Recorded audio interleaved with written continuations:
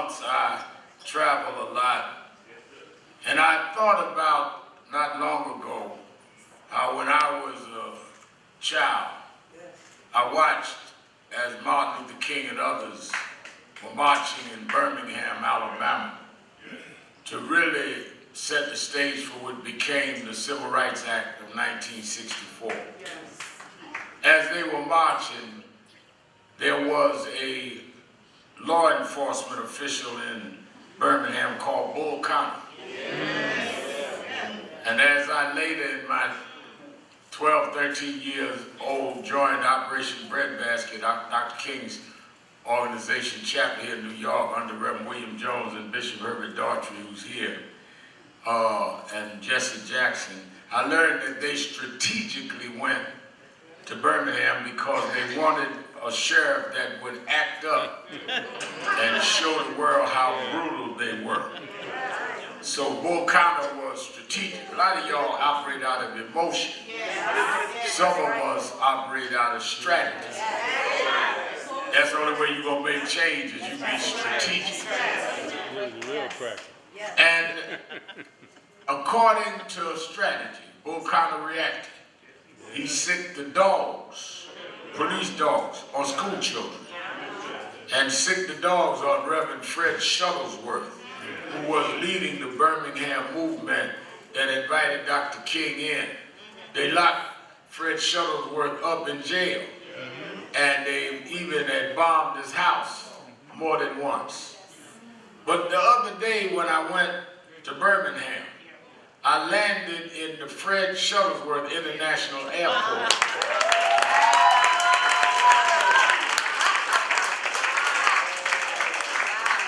In the city that he was beaten and jailed, they now have the federal government named the airport after him. I rode all over town. I didn't see nobody naming nothing after Bull Connor. But if you stand up for what's right, you may go through some mess. You may go through some changes. You may be bruised and afflicted, but if you hold on, your change will come.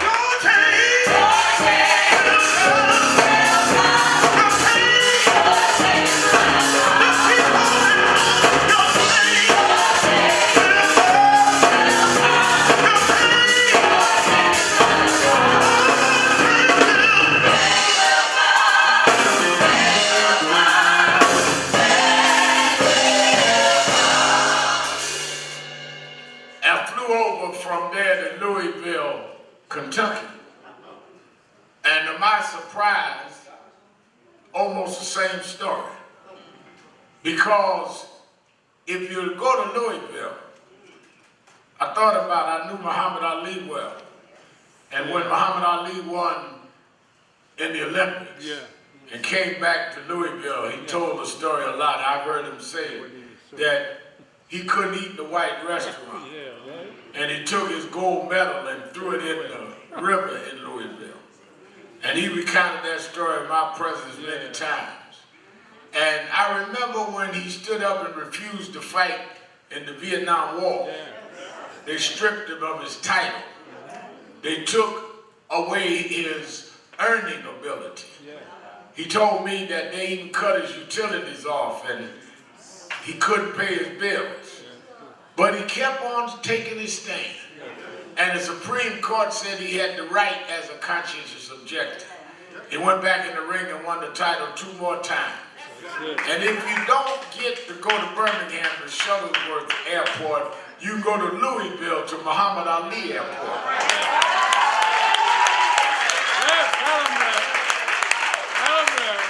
Somewhere I read that the stone that the builder rejected become the cornerstone. If God is on your side, who can be against you? So if you're here facing a crisis this morning, everybody that became great faced a crisis. Everybody that did something had to go through a test. Just pass your test, no matter how heavy the load, no matter how dark it seems. If you hold on and stand up, your change will come. Your change will come.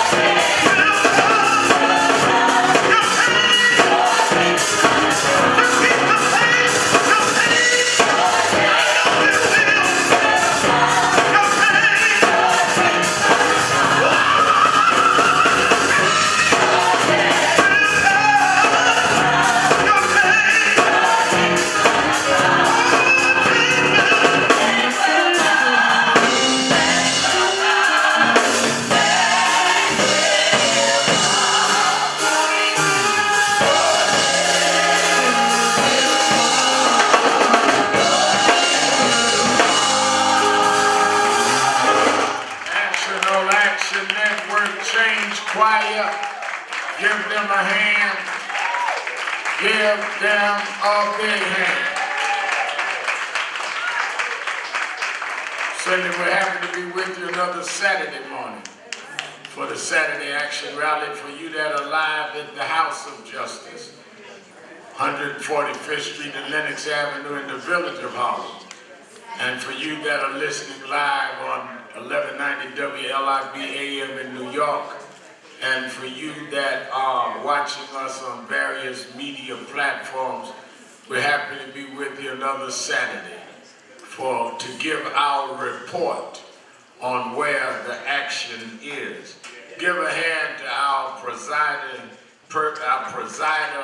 Nancy Darlene Crawford. Our musical director, Minister Tyrone Richardson.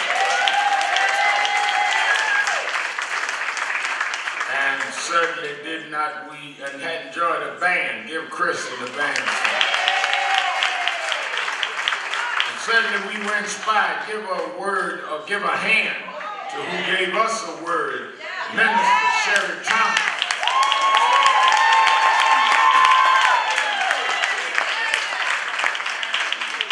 Gave us a word this morning, and we needed that word. Let me say that first. Let me thank all of you that went with us yesterday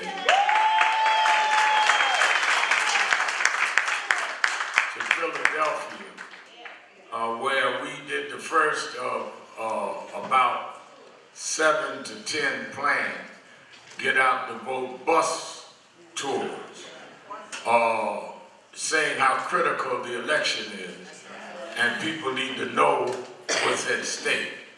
And we went to Philly, brought a bus or two, I think it was a bus and a large bus van, and it was all packed. We had to make room, and the two of the Central Park exonerated 5 went with us.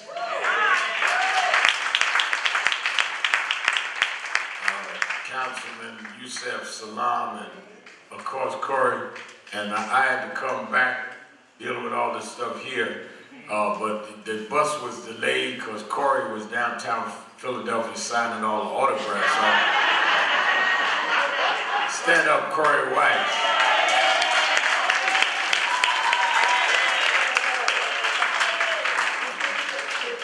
I kept calling saying, y'all left yet? It says a line wanting to meet Corey White.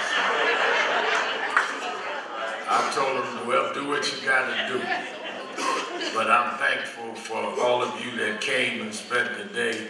We're going to do Detroit, we're going to do Pittsburgh, we're going to North Carolina where the man said I should have been shot. We're going to Ohio, 2 cities in Ohio. We're going all over between now and Election Day. I'm not telling folk who to vote for, but I'm telling them they need all the information. And they saying some polls saying some black men leaning toward Trump. Well, they need to talk to some black men that he called for the death penalty.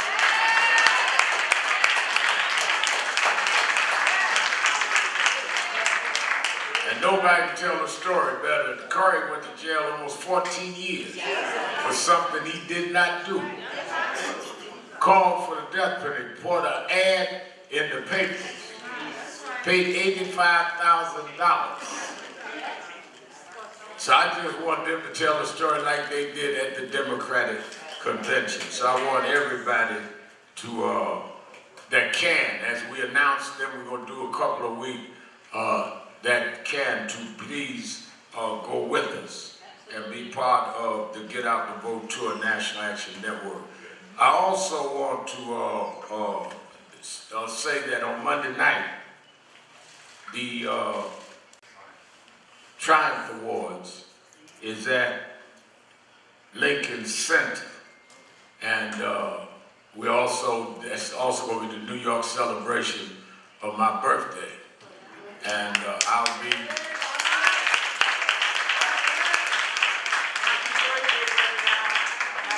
Thank you. I'll be 70 years old. 3 4 and 7. 10.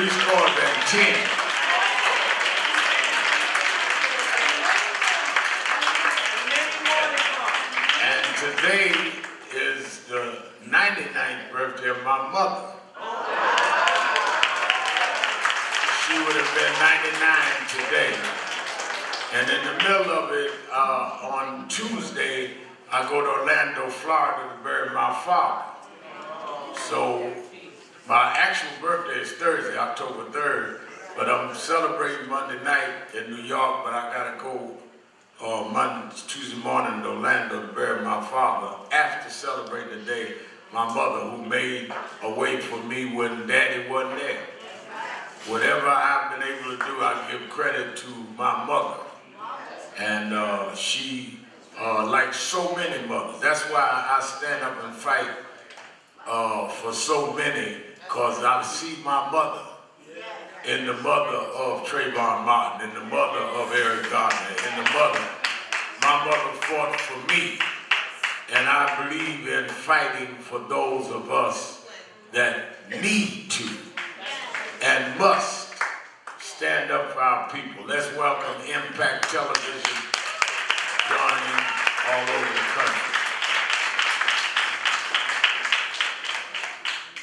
Let me say that we're honored this morning to have with us the chairman of our board, who is also the pastor of Grace Baptist Church.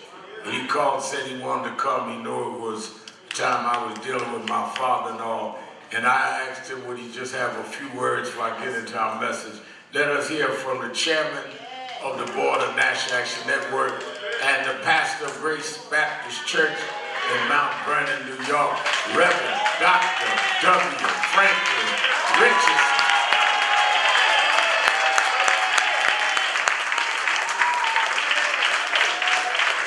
I want to take this time to celebrate our leader. You know, as he was talking today, I was saying he was quoting history, but he was not only quoting history, he was making history. That's right. That's right. And we who are here in this room, we are the recipients of magnificent expressions of history that are attached to the leadership of Reverend Al Sharpton. And so much of what he said today is dropped in this space, but in spaces that will come, that's right, it will be heard over and over again. That's right. And so I don't know about you, I'm glad to be a witness to what the National Action Network represents on the horizon of freedom and justice. We are in some difficult times, but we are capable of victory because we've been in difficult times before. Amen. And so I want to thank Reverend Sharpton for what he does, and I'm, on behalf of the board of directors, I want him to know that we are totally with him in whatever ways in which we can empower the great work of National Action Network. National Action Network is the premier civil rights organization in the country. There is no dispute about it. Nobody's disputing that. And we owe that to our founder and president. I also want to be here because he's not just the president to me, and I'm not just the chairman. He is one of my best friends. And so when his father passed, and I know the challenges of that relationship, but something about you, the ground shakes when those who are responsible for your entrance have to take their departure. And no matter what the circumstance, you still feel a funny kind of way. So I called him, I said, I'm coming down that day, I'm going to stand with you because I don't want you standing by yourself. And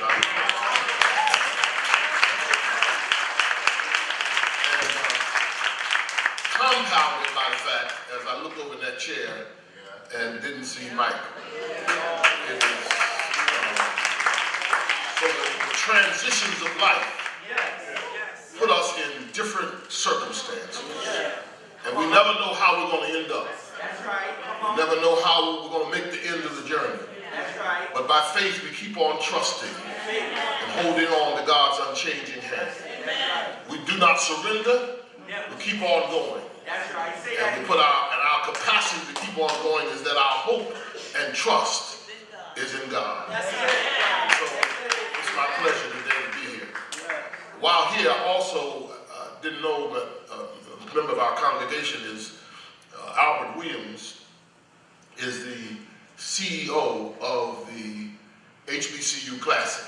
As you just recently, you know, at Giant Stadium, MetLife Stadium, we had the game between Howard and Morehouse, and it was tremendously attended. This young man is the owner of car services all over the Bronx, and he is a person who's committed to our community and committed to the National Action Network. And at these events, these football games, at halftime they have places where they celebrate outstanding leaders who have been so important to our struggle. He could not be CEO of the game if it weren't for people like Sharpton and others who preceded him, who made the doors and opened the door. And we have to always remind those who get to be high places. We have to help them understand that they didn't get that because of the school they went to. They didn't get that because of how they looked. They got that because somebody made sacrifices so you could get a loan, so you could get opportunities, so you could get privilege. And this brother here today, Albert Williams, is one of those men who has not forgotten how he got opportunities to be such an powerful influence. And he has the full rights of the HBCU Classic at Met Stadium, and he's going forward into several years ahead to make plans for it, and so we're excited. He had an award that he wanted to present. Reverend couldn't be. He was in the Congressional Black Caucus was meeting. He couldn't be here at the game, but Albert said, well, I don't care. I'll still go get him. I'll go find him. And I said, well, you can find him on Saturday morning. Actually. So I want Albert to come and make the presentation to our leader.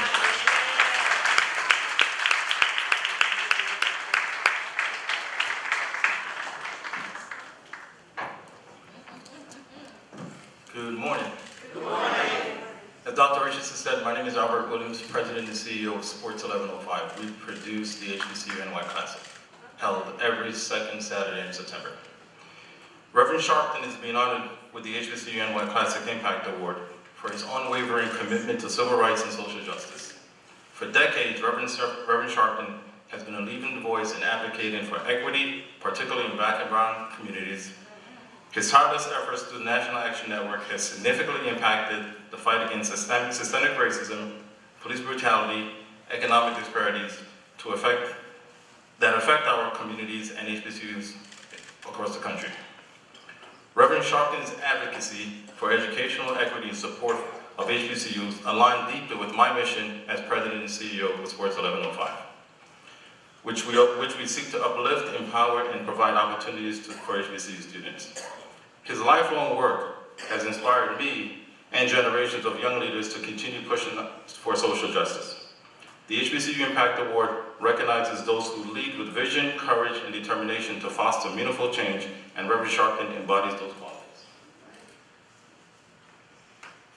Through his advocacy, his voice has amplified the importance of preserving and supporting HBCUs, not only as institutions of higher learning, but also essential pillars of cultural communities.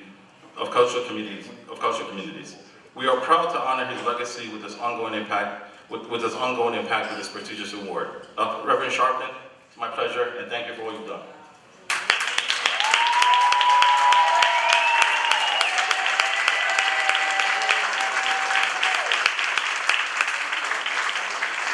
Give him a big hand.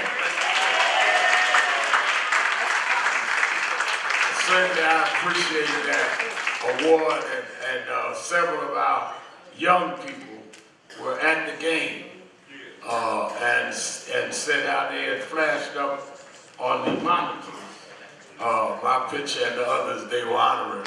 So I already knew about the award, and I was honored that he would take time to come with his pastor and our chairman and present that today. He doesn't know that I know members of his board, and some preachers was trying to get my award flipped to them, but he stood up for me anyhow, and I appreciate that. Let me say that today, don't forget, watch Politics Nation at 5 o'clock. I'm going to have on the chair the Congressional Black Caucus. It came to mind when Dr. Richardson was talking, and the media head of the Harris Wells campaign. A lot of misinformation going out that we need to straighten up. Yes. And then, of course, tomorrow I'm going to have on 2 of the senators. There is a black running in Texas that is tied at the polls with Ted Cruz. Yes. And he'll be on Politics Nation 5 o'clock with you tomorrow. They're trying to not give him a lot of media attention. Right. But he'll be on my show tomorrow night at 5 p.m. Eastern Time, MSNBC. Now, let me say this before I go into my message. There's been a lot of concerted media around the indictment of our mayor, Eric Adams. Yeah.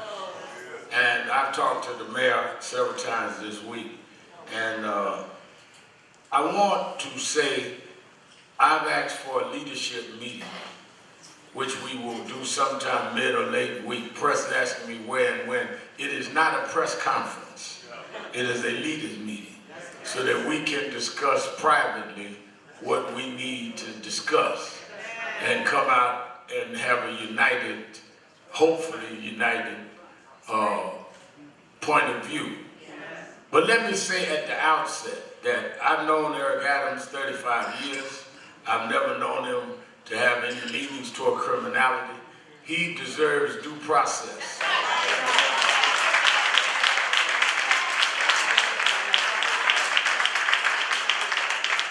He has earned the right, like any other citizen, to be given due process and not be convicted of a crime before a trial.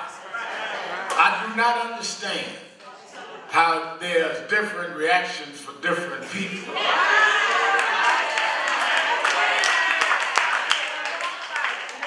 So let the trial determine where it's going.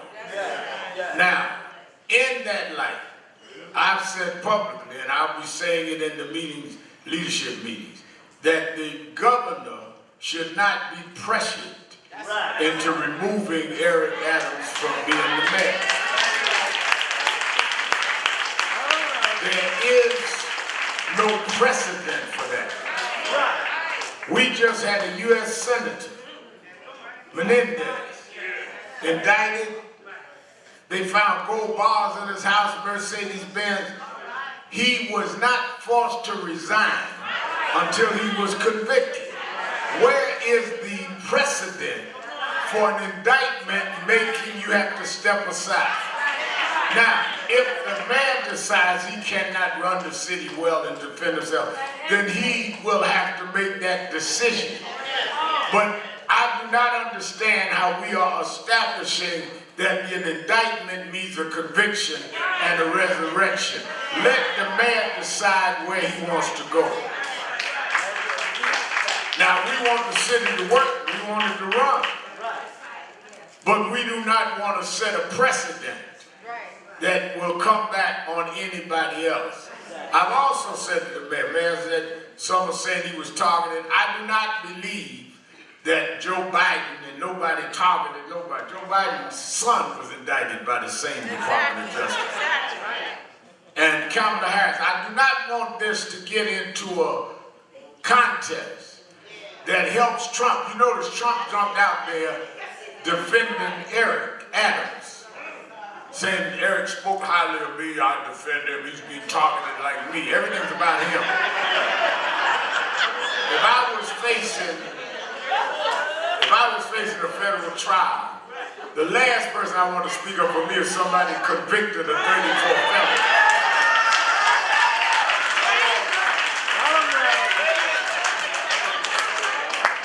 I started calling Eric, telling him to tell Trump shut up. He's not going to help you. You can't have a convict speak up on your behalf. I see some of the press here. Write that down.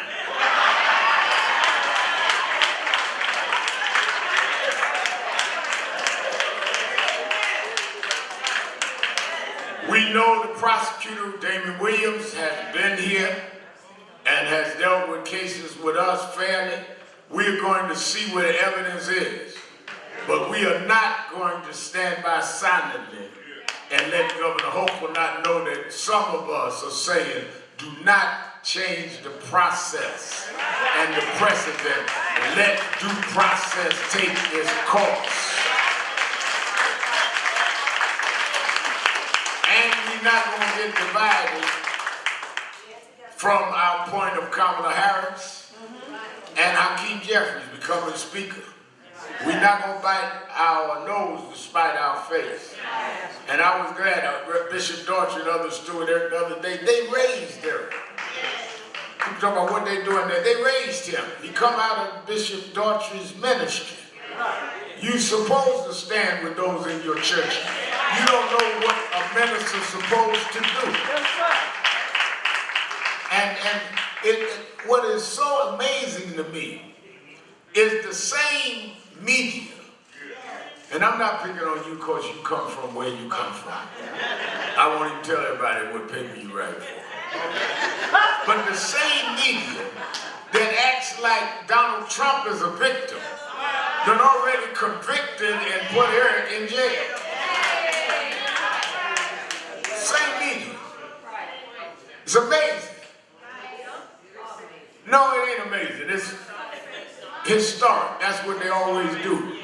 That's why that young man went to jail for 14 years. Because if you're black, you're automatically guilty. Now, every black ain't innocent. Hello. Some folk come here, we have a Christ department open every day. And I tell them all the time, some folk come and they were the Christ.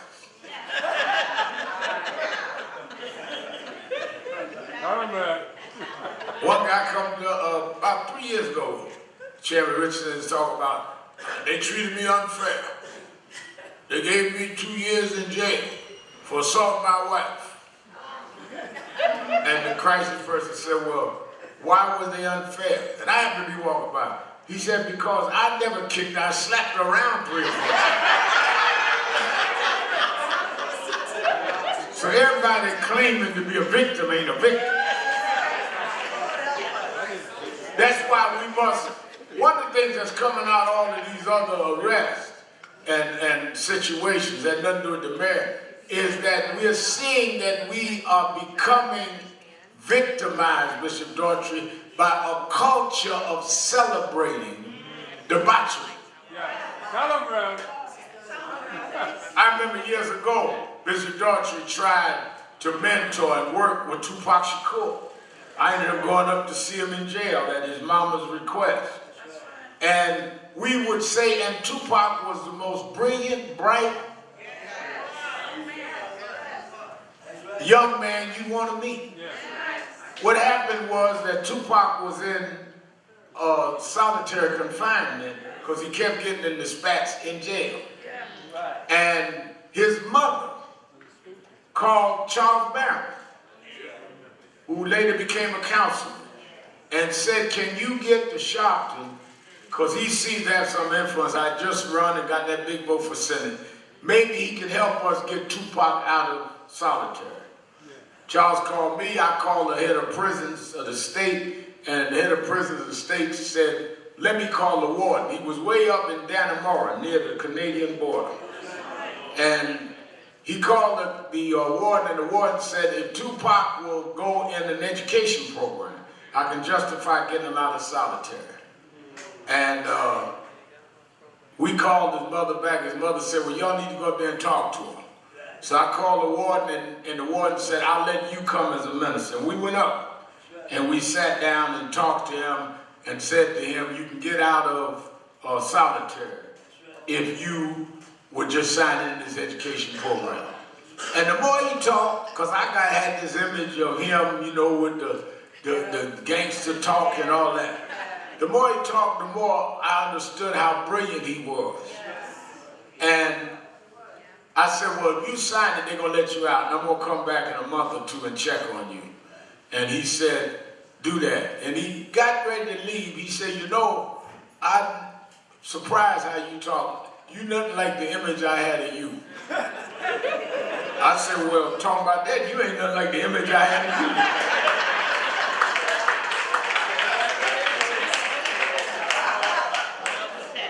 But sometimes we judge each other by what others portray us as, rather than get to know each other for what we are. A lot of us are reacting to what is vogue and trendy, and then some of us operating out of our pain. I went through the details last Saturday about the pain and the sense of abandonment I went through with my father. Some of us are still operating out of trauma that we never dealt with. And we need to understand that. And I went back in about a month and a half, 2 months to check on Tupac. He was out of solitary. A little historic footnote, most of y'all wouldn't know. We sat there, waited on him, they brought him down, and he had a very kind of off-balance look on his face. And I said, you all right? He said, yeah, I'm good, and thank y'all for what y'all did, he said, but I'm just, you know, a little upset on the way down. I said, what happened on the way down? Now, they had him now out of solitary, but he was with high-profile prisoners, the VIP, I guess, block, where they put me on when I went to jail for vehicles. I was the only VIP on the block. And he said, when they came to my cell and said, you got a visitor, Reverend Al Sharpton's here again to see you. He said the correction officer had a little attitude. He said he opened the gate, the cell gates, and let me out. And as I was walking by, a guy that was pretty cool, a white guy, a couple of cells from me, said, you going down to see Sharpton? He said, yeah, he's got me out of solitary, and the others. He said, he the only reason I'm in here. How can you go see him? And Tupac said, well, I don't know if he got you in here, but he helped get me out of solitary.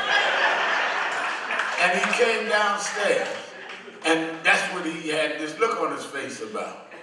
So I said to him, Gonzalez, I said, well, who was the guy? He said, the white guy. He said, yeah. He said, name is Joey. I said, Joey Famer? He said, yeah. I said, he killed Yusuf Hawkins. He in jail because he was part of the gang that shot Yusuf Hawkins. People don't understand, Famer was on the same cell block. It shows you how stuff go in life. And you can be there and not know who you being with. Jesus. That's why you don't treat everybody evenly. Because everybody locked up ain't guilty. And everybody guilty ain't locked up.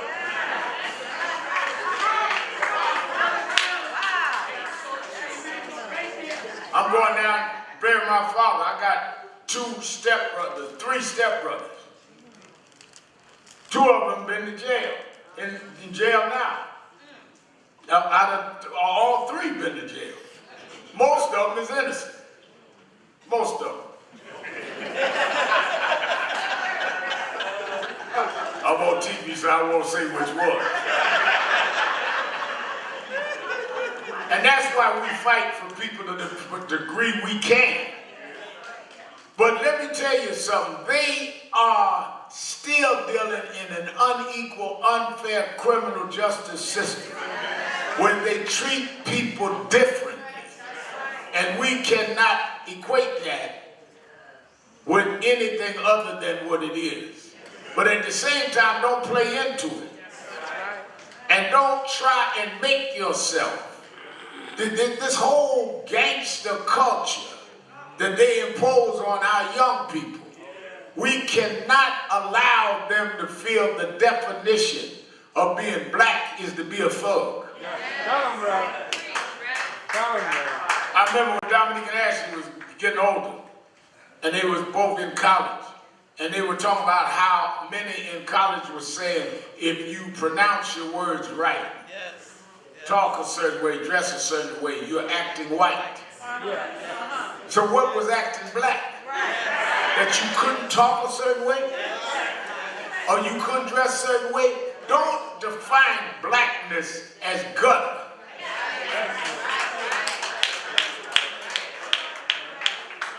Well, I'm true to the ghetto. No, the ghetto was where they put us. We made the best out of the ghetto. They had designers like Robert Moses and others that developed parkways and infrastructure to isolate blacks so they would not be in white areas. That's why they killed Michael Griffith and Howard Beach. Blacks weren't allowed out there. That's why they killed Yusuf Hawkins and Bensonhurst. Blacks weren't allowed out there. Daughtry had to march in areas where we weren't allowed. We didn't create the ghetto. Don't be running around bragging about where they put you. Brag about what you did with where they put you.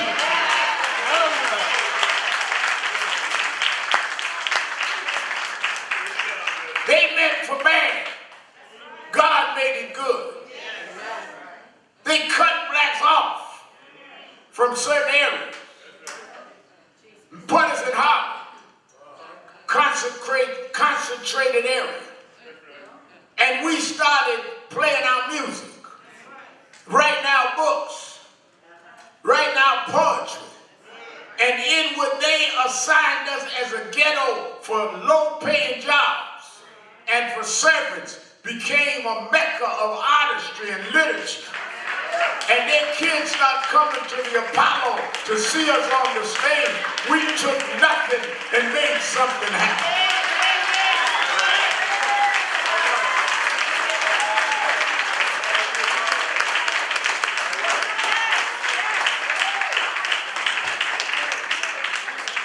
Don't ever underestimate what you can do. That's why I tell you every week, don't react to your enemies. Just keep on going. God will take those that look down on you and make them have to look up at how blessed He can make you.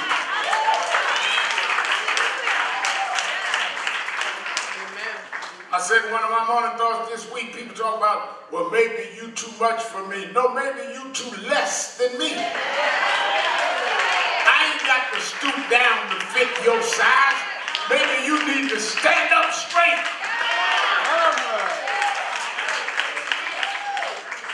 That's why we got some of these scholars here working with us and Reverend McHenry and others. We want to raise our folks. They want to stereotype us as some hoodlums and thugs and people that cannot keep a community and family together. Don't play into that.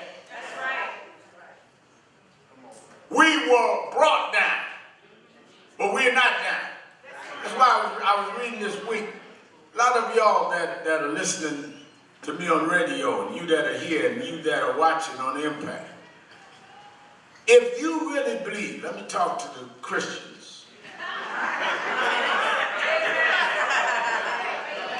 I'm talking about the saved, sanctified, running in your feet. That's where I grew up. If you believe that God sent His Son, and if you believe Jesus was His Son, then let me ask you a question. Why did God then send His Son in the environment and circumstances He did? Go through the environment that Jesus was born in. Jesus was born a Palestinian Jew in Bethlehem.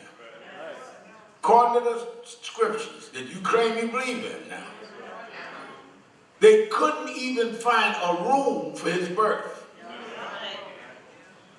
So He was born to substandard parents who were basically homeless, who had to have him in a barn, surrounded with the stench of animals. Bethlehem was under Roman occupation, which they then sent a decree to kill the newborn man. Jesus had to be taken by his father, Joseph, and mother to Egypt to hide until that decree expired. Now, you know, if he was hiding in Egypt, which is in North Africa, he must have looked like the kids in North Africa.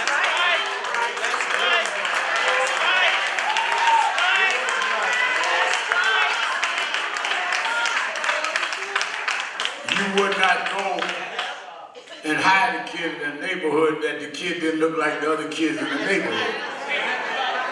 But let me tell my point. They come back, and Jesus started his ministry 30 years old.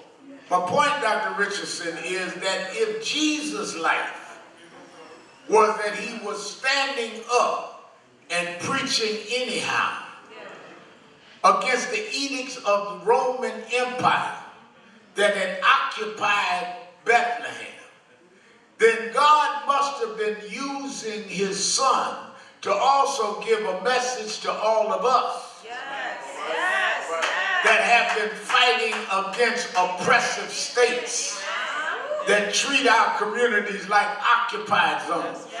So when he gives me the word about police brutality, I'm in line with the Jesus that stood up against the Roman soldiers that told them, you're not supposed to gather. They had the laws then, like they had the laws in slavery. You can't have no large gatherings.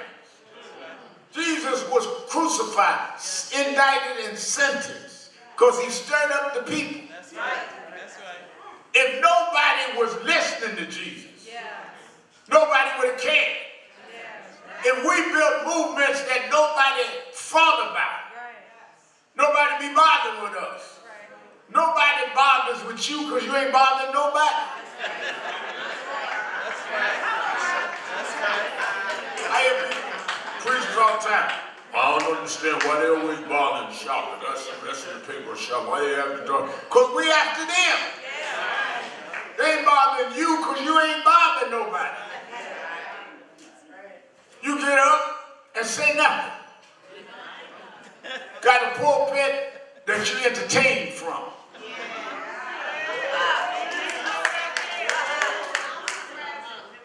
My daughter make me watch some of the preachers on YouTube.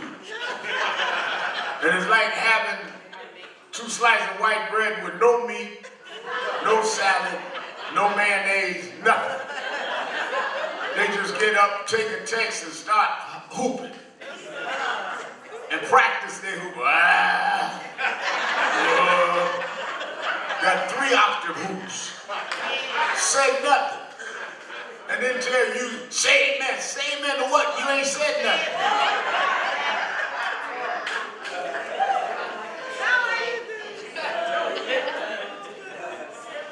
I got the clothes. I'm waiting for you to order.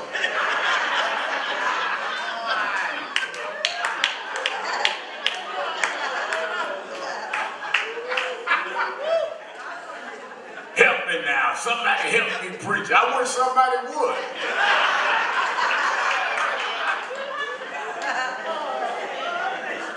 Jesus came by design as one that was a victim of colonialism, that preached liberation to folk that couldn't afford health care. And that was his abuse. He healed people that couldn't afford the doctors. He called for people to stand up and feed the hungry. Took a couple of fishes and a few loaves of bread and fed the masses. So when we're fighting for people that can't afford the cost of living, we're doing what Jesus did. When we're fighting for affordable health care to heal those indiscriminately that can't afford your medical plan, we're doing what Jesus did.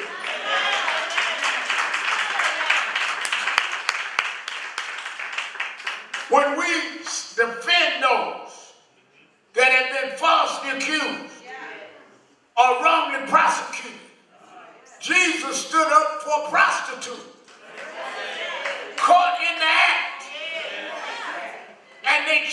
challenged Jesus, saying now we're going to trick him, see if he's going against the law of Moses. Said, Jesus, we are stoning. Or the law of Moses said, stone prostitutes. What sayest thou? Jesus looked at her, looked at them, and said, the one of you without sin, cast the first stone. And the Bible said, Dr. Richardson, a lot of us missed this. The Bible said after he said that, he leaned over with a stick and started writing on the ground. I told y'all a couple weeks ago, I always wondered why he started writing on the ground. And I figured it out, Bishop Dorothy. He probably was writing the names of the ones that had been with the woman.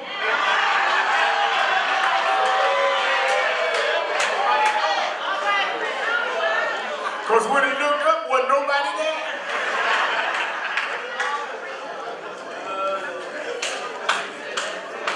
That's what I'm saying. For you judge folk, think about what you did.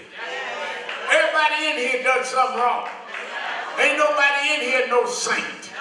Other than the Donnie McClellan definition, a saint is a sinner who fell down and got up. Don't forget you've been down, you made mistakes, but get up, don't wallow in what you did. Stand up and be what you can be.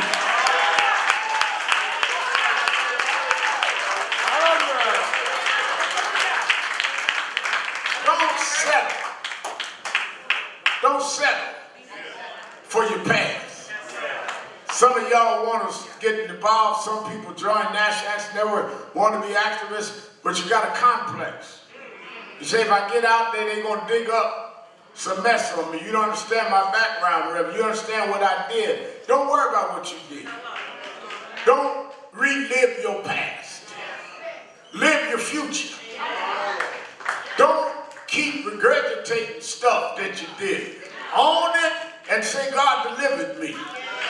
I ain't who I was.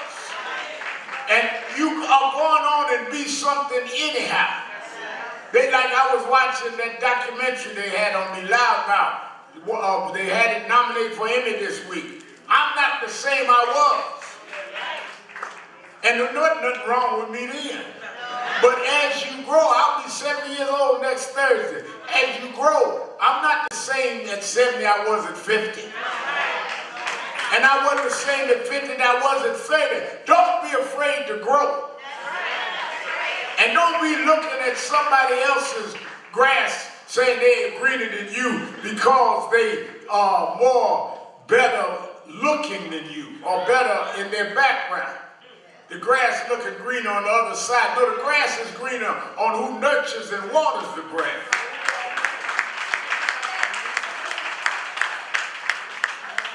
God ain't cut you off. So don't worry about nobody else. I'm talking to somebody. Don't be a captive of your past. God put your past in the rear view mirror. Look out the front window and keep on driving to the destiny that God has for you.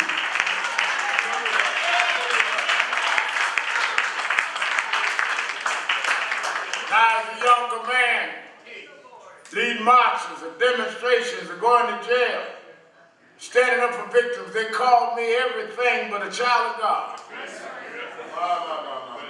But now, I'm still marching, still standing up for victims. But the president meets with me. Vice president called me, wished me a happy birthday. If God be for it, I didn't change, they had to change how they deal with us.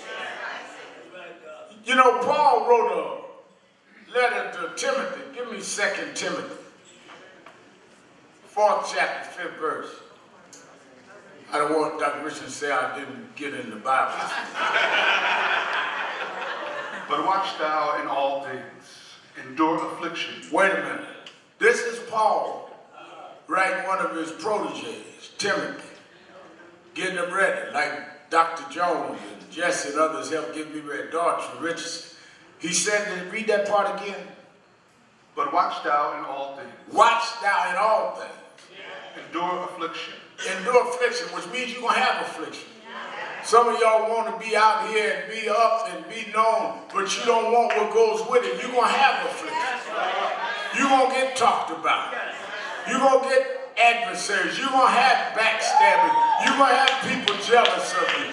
You're going to have people envious of you. But endure affliction.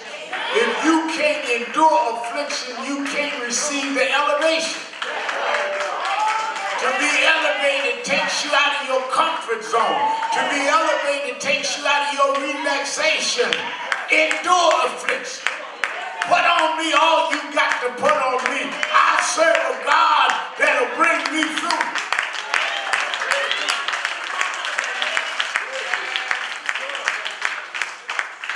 Endure affliction. Go ahead. Do the work of an evangelist. Do the work of an evangelist. Paul said at the end, all I want to tell you is, you want to endure affliction, just do the work. Your work will speak for yourself. If you go to work, God will make your enemies your footstool. If you go to work, he'll make the high low and the low high. If you go to work, you ride by Trump Towers one day and see them coming home with a court indictment rather than a new building. If you do the work, God will make your enemies leave you alone. Stand up and do the work. Reason why they can celebrate me now is I never stopped working. They called me names then. Same ones call me names is getting in line to give me an award. I do the work. Because Paul said, if you do the work, God will bless you.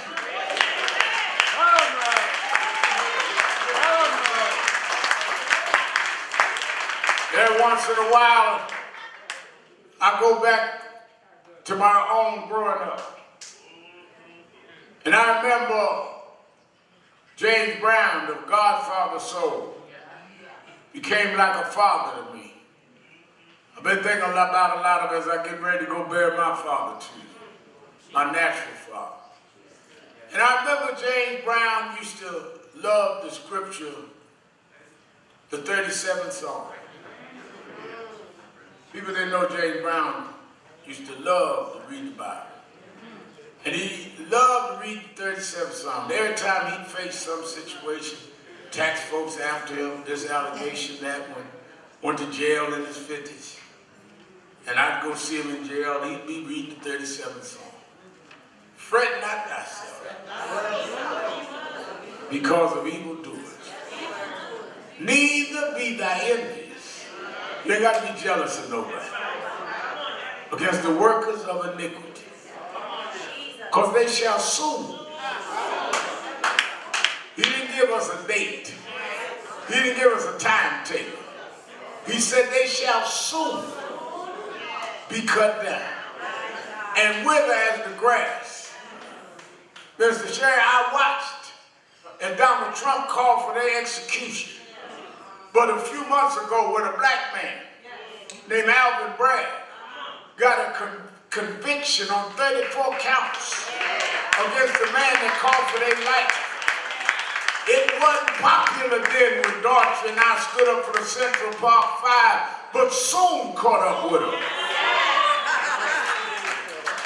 I don't know the date.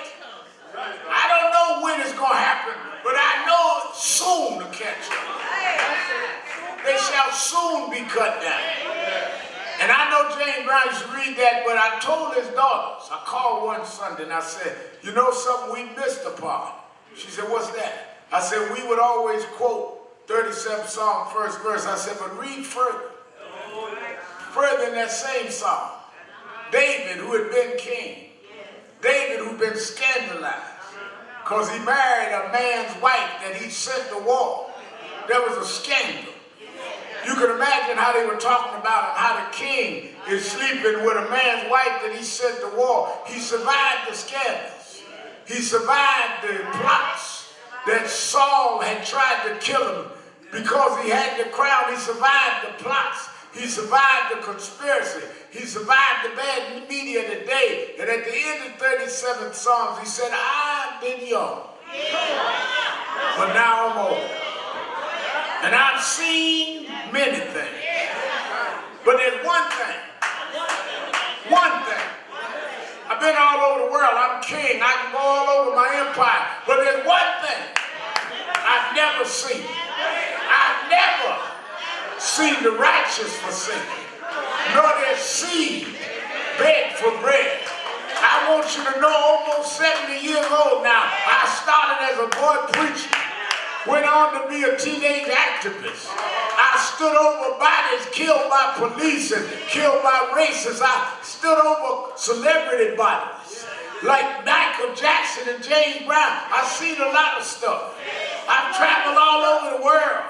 But I tell you this Saturday morning at the House of Justice, 70 years later, there's one thing I've never seen. I've never seen the righteous forsaken. God will make a way out of no way. God will take care of his children. God will make the first last and the last first. God will make the lion and the lamb lay down together. God is still on the throne. God is still on the throne. God is still on the throne. Things of heaven, as I go through this wilderness below.